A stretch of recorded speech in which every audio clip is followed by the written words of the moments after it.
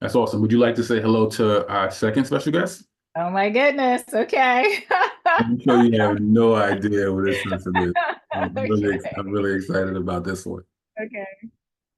Oh my God. Why, when you said, I was like, why is it gonna be like Miss Richardson or something? That's hilarious. You Oh. got some kind words to share as well. So let's let her in. Nefertiti, you and your sister and your whole family have always added such a huge joy to my being.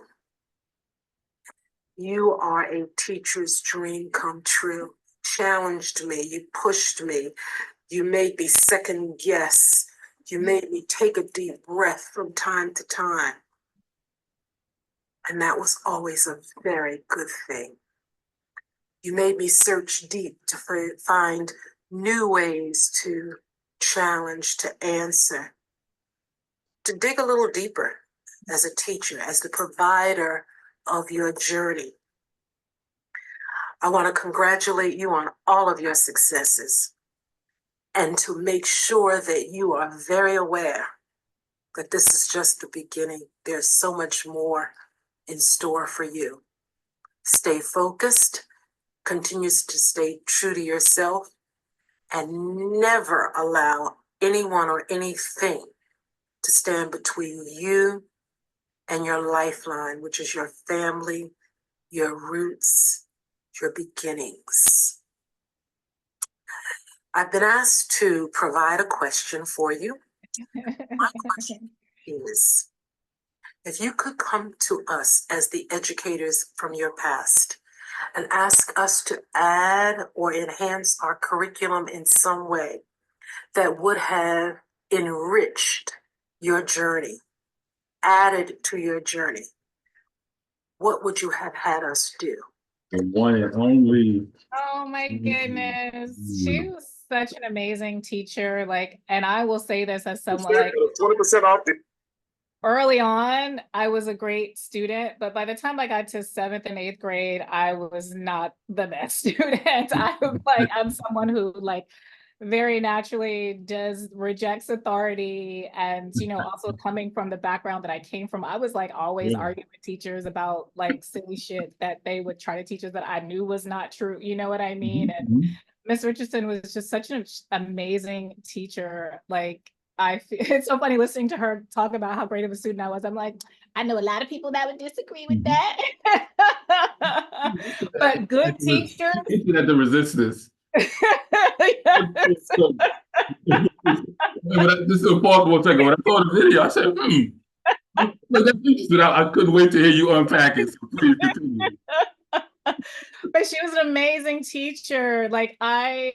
As like I said, someone who naturally doesn't have like immediate respect for authority, but I'm like, I respect people who demonstrate respect for me. And Ms. Richardson was someone like who really respected her students, you know what I mean? And was really a great teacher.